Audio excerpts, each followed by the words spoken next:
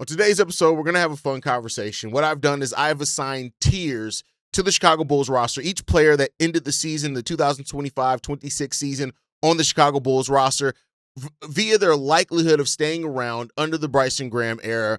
A lot of you guys have been taking the slap thing, that profile, a little bit too much as a hard edit, that if you don't fit that, then you're not going to be on this team, which Bryson Graham has already said is not going to be the case. You don't have to fit slap to be a good player for this team. Just comes down to roster building, but we're going to look at each player on this roster and their likelihood of returning next season, but with the slap profile. So we'll take a look at that.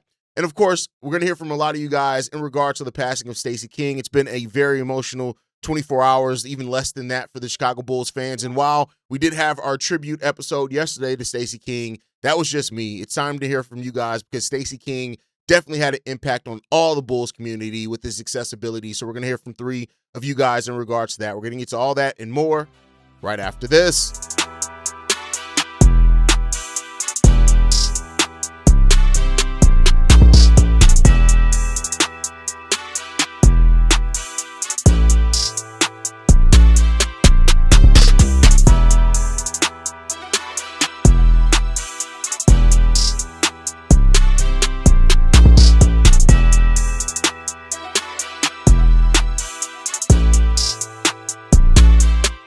What's going on, Bulls fans? Welcome to another episode of Chicago Bulls Central, your number one spot for everything Chicago Bulls related. I'm the host there, Haize, but more importantly, you guys can follow the channel at Bull Central Pod on every social media platform we happen to be on. With that said, let's go ahead and get into this content for today, y'all. And so it's been such a conversation that goes around, and I'm sure you guys have seen it, that you almost can't have a conversation and bring up any player on this roster, especially Josh Giddey, without somebody talking about how they fit slap, how they don't fit slap, will they survive the rebuild. And so I think it's good. I want to do this before the draft and assign likelihood, and then we'll probably do this again after the draft and what happens after the draft. And we may do another thing like this leading into free agency of which players could stay around and stuff like that. So as it stands right now, so I've assigned a few different tiers to the Chicago Bulls roster. 4 tiers we've assigned of players that can stay on this roster, the likelihood of staying on this roster, under the Bryson Graham era and the new regime that's come here. So the first tier that we have is the most likely to stay in keepers, absolute keepers under Bryson Graham. Now, there's a number of different reasons why they be absolute keepers. Then we have tier 2, which is strong fits, but they're going to need a development or they're going to have to fit into a clear role if they want to stick around. Then we have also tier 3, which is useful players, but aren't locks to return. It just depends on, I think, what we do in the draft, what we do in free agency. And then we have tier 4 as well, is that players that are most likely to be traded, not signed, or just be looked at as assets in this offseason that can be used in varying ways. So that's the way that we've assigned the tiers. We'll get into how each player fits into the tier. So let's start off with tier 1, right? Players that I do think are likely keepers, the most likely keepers under the Bryson Graham era. And I've also signed a percentage to each one of these guys. So Buzelis is the biggest fit, right? And I know that there are, a smaller group, my boy Winton Mahorn and some other people, they're going to say, and a lot of people recently been like, oh, we're going to lose Modest, aren't we? I think, take away the slap. Let's just look at it, right? Buzelis is a young player that has shown a lot of promise that still has 2 years left on his rookie deal. Modest isn't going anywhere anytime soon. I have Modest as a 95% likelihood of staying and keeping under the Bryson Graham era. You look at it. Modest has one of the cleanest roster fits under what Bryson Graham has described. He's 6'8". He's athletic. He's long. He's still growing physically as well, right? Now, the physicality part he needs to get together and stuff like that. But there is real two-way upside in Buzelis. That stat came out at the end of last year that he was one of the best on-ball defenders, but off-ball defense is still a major thing. With his length, he needs to be a better off-ball defender, but he checks the size, he checks the length, he checks the athleticism. He's going to have to add strength and get more physical for sure if he wants to fit that. But I think when you look at his averages of 16.3 points per game, 5.8 rebounds, 2.1 assists in 2025-26, this is a guy that he's starting to prove he's not just a player with tools. He's starting to become a real offensive weapon. And this year is going to be a big year for him. Regardless if we draft Cam Boozer or Caleb Wilson, Buzelis is probably going to be the first or second option offensively for the Chicago Bulls. Now, Josh Giddey's going to have the ball in his hands a lot. Well, more on that in a second. But Modest, as far as scoring, is going to have a lot more responsibility, for him. And this is going to be an important season for Modest. The year 3 leap is real. And that's why, talking about Modest Buzelis and him playing with Lithuania this offseason and how that can give him a jump start leading into next year, that's really big for Modest Buzelis. He's going to have to use everything this offseason to work his ass off, which we already know he does. Modest Buzelis is in the damn Advocate Center almost every damn day, and that was before any type of rebuild or new front office. Like Modest Buzelis, I wouldn't be surprised if Modest already has one of the best relationships with Bryson Graham before the season starts and once the coach is hired, because Modest is going to be in the Advocate Center working out every goddamn day. He's going to be in there. He's going to be grinding. He's going to be working out. He's going to be perfecting his craft. Of course, he's going to go around, work with some other coaches like he did last year as well, and work on his game. The month of March was a really big one for Modest. He averaged 20 points per game on 44% shooting, 33% shooting from 3, 7 rebounds, almost 2 assists, almost 2 blocks per game as well, and right under a steal per game. I'm using that as a benchmark. Not to say that Modest Buzelis needs to do that stat line exactly. Honestly, I'd want to see him be more efficient from 3. But if Modest Buzelis can average 20 and 8, 20 and 6 with 2 blocks, or even 1.5 blocks, that's a really good way to go for Modest Buzelis. So there's a lot of good with Modest and why he can sit around. If you're talking about why not, right? Now, I said it's a 95%, but as you guys know, I got to talk about all sides of things. If Modest Buzelis, if anything leads Modest to not fit with this roster, right, is if Bryson Graham really decides that he wants nobody to stay from the previous regime.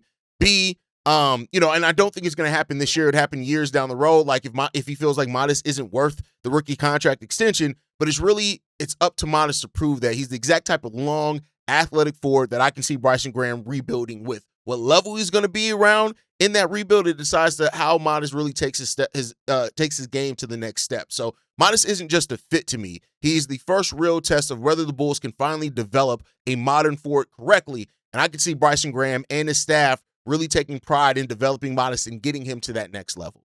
Next up, Noa Essengue. I actually have Noa Essengue as a 90% chance to stay under the Bryson Graham era. Now, again, I'm not saying he's going to be a core, somebody you build around. He could be somebody that you build with. But at him coming in, 6'8" when we drafted him, he's now reportedly over 7 feet tall, right? 19 years old. He's long. He's athletic. He's going to have to add some physicality, absolutely, when it comes down to it. But this is a player that was just drafted, 12th overall in 2025. Bryson Graham isn't going to give up on that during his rookie scale contract. He's just not. Now, the one caveat I'll throw to that is that if it took Noa Essengue, for example, for the Bulls to move up from 15 back up to like number 10, I wouldn't necessarily say that Bryson Graham wouldn't do that, depending on who he feels he's getting at number 10. But barring a type of move like that, I think Noa Essengue is going to stick around here for a while. I think they're going to want to develop his skills.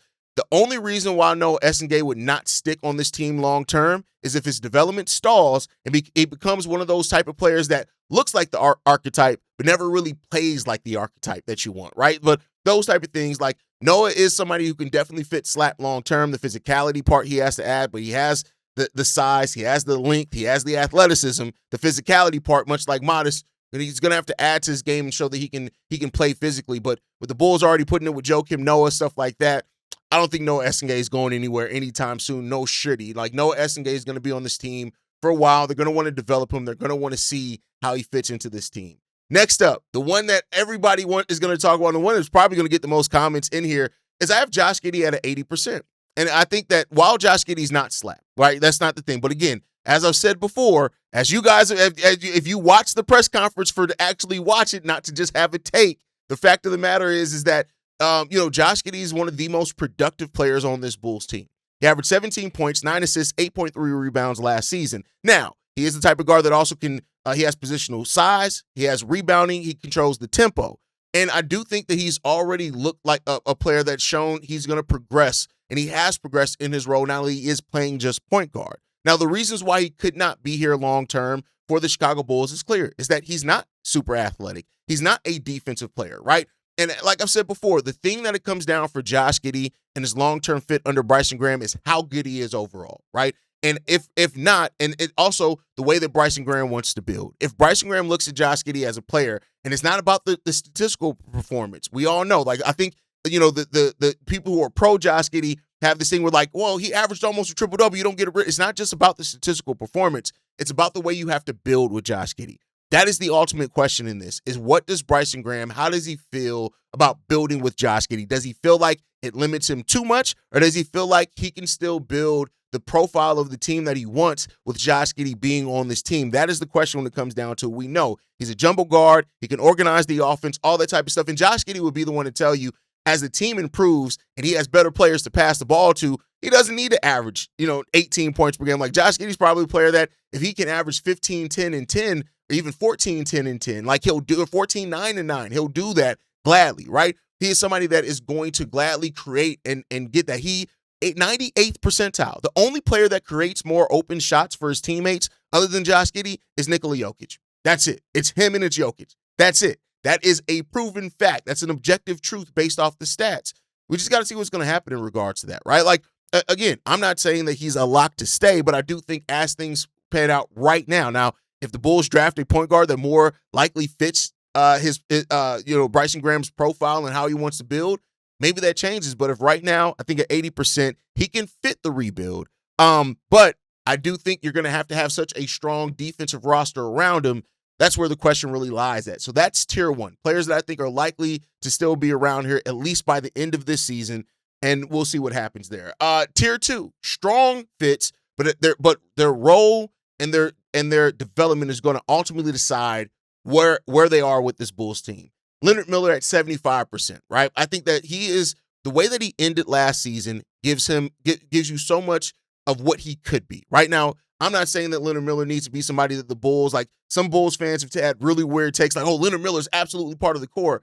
I'm not saying that yet. I'm not saying that he can't be either. I'm saying that Leonard Miller is going to have to prove it. Now, the Bulls are likely to draft another forward, which is already going to hurt. Caleb Wilson or Cam Boozer, which is already going to put Leonard Miller in a spot where his development and how he attacks it is going to be even more important to actually see that from Leonard Miller. But we saw the flashes last year in March, 12 points per game. He finished the season in April, 16 points per game on 57% shooting and 40% shooting from three over that time period. If Leonard Miller can be a threat, whether it's off the bench, I don't think he's going to start, but off the bench, and be a double-digit scoring threat, an efficient scorer as well in what he does, and rebound the ball solidly, Leonard Miller can fit long-term on this team because he's that type of role player that keeps up the way that the Bulls want to play. Now, I'm saying role player right now. I'm not capping him out at role player, but we'll see. The physicality that he does bring is legitimate. 22 years old, 6'10", a physical presence, can play the 3, the 4, and the 5. The 3 isn't necessarily his best position, but he is that tweener guard that can do a lot of that. He checks a lot of the boxes: the size, the length, the mobility, the rebounding tools. The only reason why that Leonard Miller may not stay is that he has to prove that he's more than just a tools player. How consistently can you defend without fouling? How consistently can you score the basketball for the level that the Bulls need you to be, right? How quickly can you do those things? You were a player that wasn't played a lot. You're going to get an opportunity to earn those minutes now, especially if the Bulls, don't bring back a Jalen Smith or something like that. Graham's rebuild is not just about collecting tall athletes because they look good and they look the part. It's about collecting players that can actually fit the role. And that's what you're trying to do here, and that's what you're hoping that Leonard Miller can do for this Chicago Bulls team also. So Leonard Miller is the exact type of player that if you hit on a former second-round pick that was sitting on the end of somebody's bench and that end up turning out for you, again, that's the type of player that it's a low-cost thing. Yeah, he has 1 year left on his deal before you have to extend him, but even if he has a solid season this year, because he's not probably going to start, he's probably not going to average 20 points per game, you're probably going to be able to keep him at a pretty solid number. And a player like that for a rebuilding team that you can keep, it makes the likelihood pretty high. Isaac Okoro, I know people probably wouldn't expect it, but Isaac Okoro is going to be an interesting piece here for the Bulls, right? Mainly because Bryson Graham has talked about how he wants this team to play defensively. When you look at just defensive players on this team, the Bulls don't have a lot as of right now. Now, I do think there are rumors around Isaac Okoro that could lead him to being moved for a team. Again, that the forwards are stacked with this team.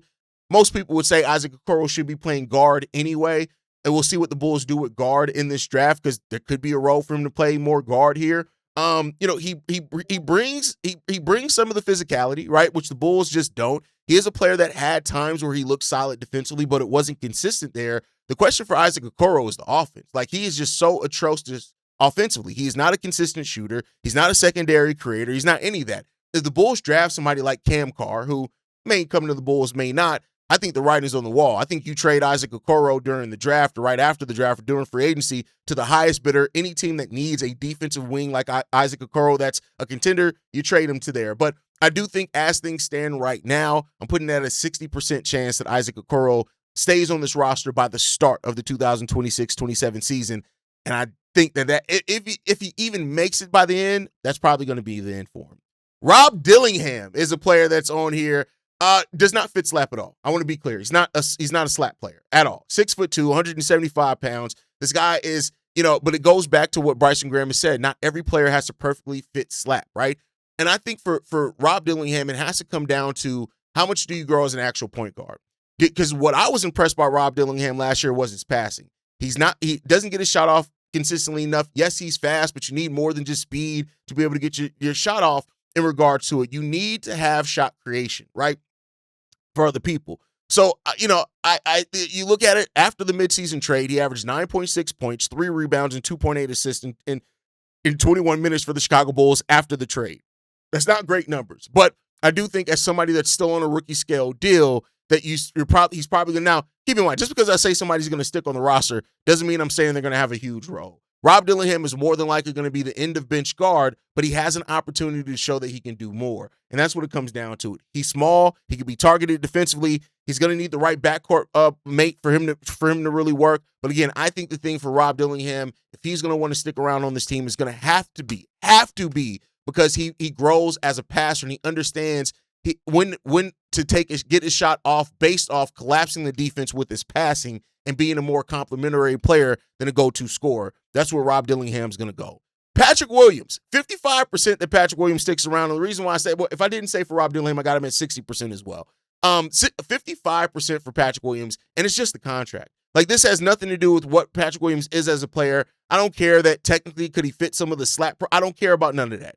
He's 24 years old at the end of the season. He was 24 years old. This is a player that defensively can switch, can do all those type of things. But I think it just comes down to who the hell is going to take him. With 3 years left on his contract at $19 million, nobody's going to – P. Will is a negative asset right now. I think it's more likely than not he sticks on this roster. I know a lot of Bulls fans are like, Bryson Graham's first move needs to be getting rid of P. Will. Not if you have to give up an asset to get that done. That's not good asset management. Patrick Williams is going to be on this team most likely because of the fact that nobody else is going to want him. And if you were able to get off on him, and here's the thing, even if you were, people that are like, well, let's trade Josh Giddey with Patrick Williams so we can move up in the draft. Patrick Williams negatively impacts any trade that you put him in. So if you're trying to get the most back in a trade, you're not going to include Patrick Williams in it. Until Patrick Williams is expiring, which could mean 2 more years of Patrick Williams, he's likely to still be on this Bulls team because not a lot of teams are going to take, especially now in the era that we are in, a lot of teams aren't going to take Patrick Williams' contract back with 3 years left on it, right? And, is there still something to evaluate in Patrick Williams? Not to me, but Bryson Graham may feel different. We'll see. Tier 3. Let's move on to Tier 3. Players that are really useful but aren't locked to return because of the value they could have other places. And that's Jalen Smith and Tre Jones both. I have both these guys at 50%. 50% to return, 50% not to return. And the reason why is that these are both 2 very useful role players that could absolutely help the Chicago Bulls this season, right? Absolutely. They are players that don't take away from the growth and development of young players. They're actually complementary to it. They know their roles. They don't need a lot of shots. Jalen Smith brings rebounding, front court depth, physicality as well. At 6'8", 244 pounds. He brings that, right? He's a very useful rotational big man. Tre Jones, a guard that no matter what you do, he can defend even at being small. He doesn't take shots sometimes when you want him to, like he's passive sometimes in that regard. But these are just 2 very good veteran role players. But that could also be the reason why they're moved. Because if teams come calling that need depth, championship teams that need cheap veteran depth, the Bulls would be smart to move those players even for late first round picks in a rebuild. It really depends on that. So I think both these guys have a perfect 50-50 chance to return or to not. And the value of their contracts, also the value that they bring on the court per those contracts, those are why they have a chance to return and also why they have a chance to be moved. Lachlan Albrecht, I have 45% for Lachlan Albrecht. And the reason why, he's a rookie that still is going to develop. I think he's still going to stick around the G League. At the minimum, and if he turns out to be one of those physical bigs that you can bring along, you do that, right? He is a player that is best playing at center, even though he's not traditionally center size at 6'8", 236 pounds. But I do think he's going to have to prove that he can pass, he can shoot, he can rebound, and he can just be a tough son of a bitch. And I think he's going to do that on the G League level first, and then the Bulls are going to bring him along. Nick Richards, 40% for Nick Richards. And the only reason why Nick Richards is at 40% is because the Bulls are going to have to bring some of the guys that were back here. Like when you look at the way that salary cap structure works, is that you only have a certain amount of, even though the Bulls are below over $100 million below the cap, only 65 million of that, or maybe a little bit less of that, so it could be like 58 to 62, depending on what we do with some other players, can go towards signing other teams' free agents. You still have a mid-level exception as well that can go towards that. But the way that it works, that you have that if to be over the cap, you can use that to re-sign your own players. I think players like Nick Richards, player like Zach Collins, those are players that could stick around. So Nick Richards, I have it at 40% because 6'11", 245 pounds, brought some physicality, also brought some headaches for the Chicago Bulls. But the Bulls could need just to fill out their roster, and he could be a cheap veteran contract that they can bring back. Same thing for Guerschon Yabusele. I have it actually as a 35% for Guerschon Yabusele because I do think he's strong, he's physical, he showed the ability to hit the three last year, but he's 30, he's not ideal in a rebuild. And I do think as well, we've already heard that he could want to go overseas, even though he did say, after coming to the Bulls and actually getting to play, he's open to returning to the Bulls. But I don't know if that role is going to be here for him because we're probably going to draft a forward, maybe, and the role that he best played may not be there for him next year. And then the players that I think are most likely assets, whether they are trade assets or sign and trade assets, or they can be rerouted in some way. Anthony Simons and Colin Sexton, I both have it at 25%, right? And I think both these guys, it comes down to A, do the Bulls draft a guard?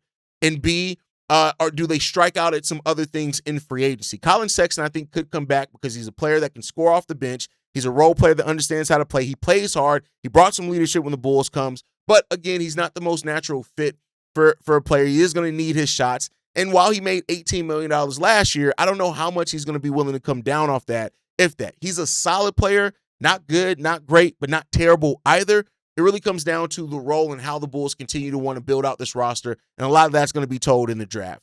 Anthony Simons, 25%. I don't think he returns at all. I think he's going to want, after being with the Boston Celtics so much last season, he's going to go to a winning team, even if it means he's going to have to take less to do that.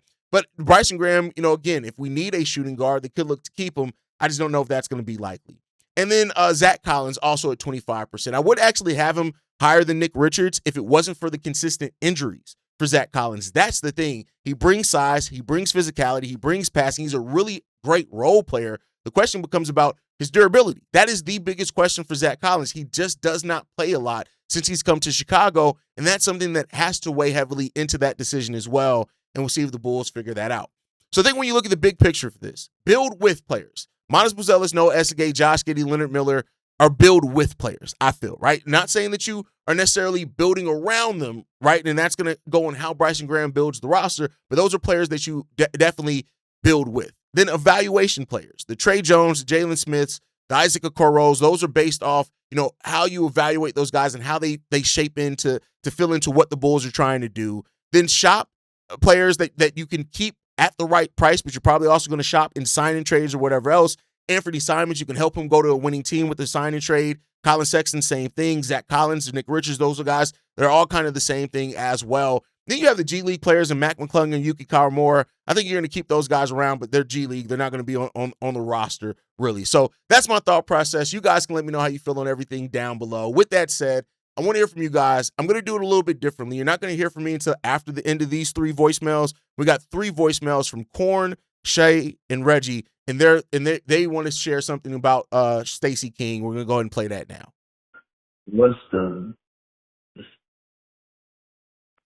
It's a good word, Hendrick. I'm not finished. Let's get right into it. Stacey King. Rest in peace, my king. Short time stint as a player, but a memorable time spent as a player.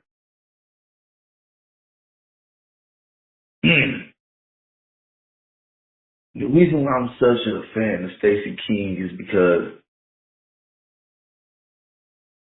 Stacey King is not just what he was, the voice and all that, what he means to a lot of us. talk about what Stacey King means to me, and me sitting in my thoughts and letting good talk. He's not from Chicago. He's not from Chicago, not born. Had a short stint, but yet so captivated and so in love with the team, with the city. And of course, he had to, Stacey King got to play with Michael Jordan, Scottie Pippen. But it's deeper than that when it comes to me, when it comes to him.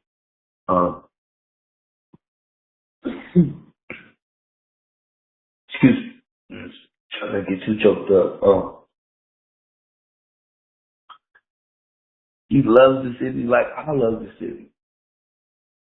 He adopted it the way I adopted it. He adopted the team even though he played for it and I didn't. Ways that I could relate to him in ways that other people can't, Because I'm not from Chicago. I'm from Bakersfield, California. Most of my family are whack-ass Laker fans, right? So, me going to be a Chicago Bulls fan because I saw somebody when I was 5 years old act like he was just a dunk to do a layup, and the rest was history. But regardless of that, that's what Stacey King is to us. Well, to me and him. Appreciate you.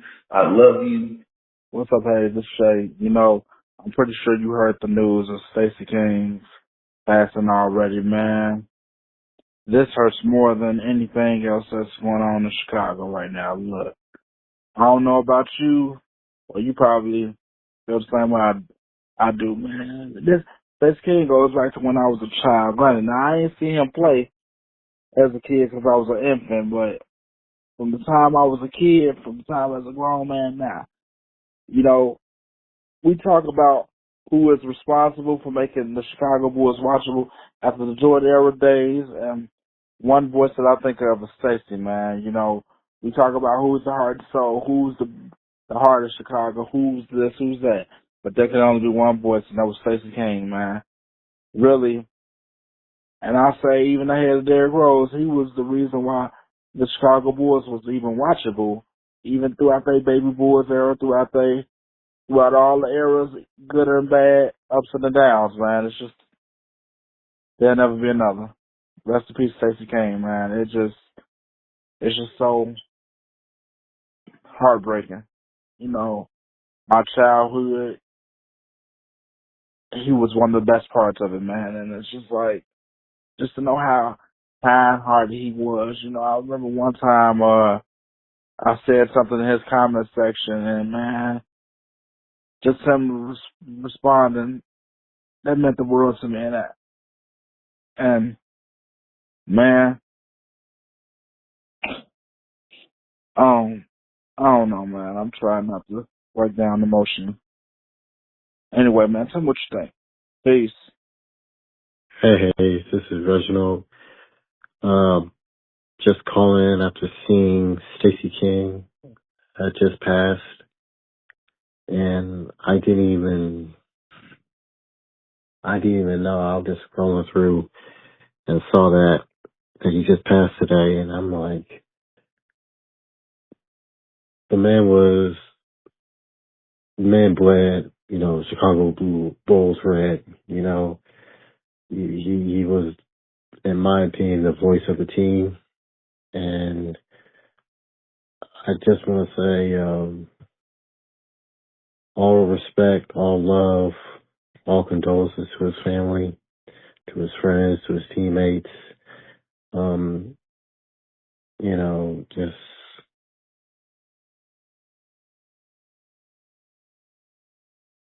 yeah. Thanks for having me out. I just wanted to say that Anybody who was ever impacted by the man, anyone who knew him, you were blessed. Thanks for hearing me out. Shout out to those guys, man. Stacey King was the voice of Chicago for a lot of Bulls, a generation of Bulls fans, right? You heard each one of those guys almost talk, each kind of say like he was one of the reasons why to watch the Chicago Bulls. And that's real. Like it was one of the reasons to watch the Chicago Bulls. He was a broadcast legend. He was a guy that won titles here that you got to see, like Horn pointed out. Like this is somebody who wasn't from Chicago, but was a son of Chicago. Like he embraced the city and the culture of Chicago like none other. There's no replacing Stacey King. There will never be another Stacey King, period. The way that he was able to be accessible to Bulls fans online, to be accessible to podcasters like myself, you can never take away from what Stacey King was able to do and what he did for this community of Bulls fans, what he did for this franchise, what he did for broadcasting. And Stacey King is a legend, and a legend that deserves to be honored and remembered. And I can't wait to see what the Bulls do for him this season, man. Shout out to Stacey King and his family. Prayers up to their healing. And there will never be another one like Stacey King. And I mean that. But that's going to do it for today's episode, man. Make sure you guys like the video, subscribe to the channel as well. Hit that notification bell so you never miss an episode or an upload. You can follow us at Bull Central Pod. You can send us any feedback, questions, comments, concerns. bullcentralpod@gmail.com. And lastly, if you want to leave a text message and our voicemail for the mailbag, the number to do so, 773-270-2799. We're the number one spot for everything basketball, for everything Chicago Bulls related. And I'll catch you guys, like I like to end everything on, go Bulls. Love you guys. See you right if you can, y'all. Peace. This has been a presentation of the Break Media.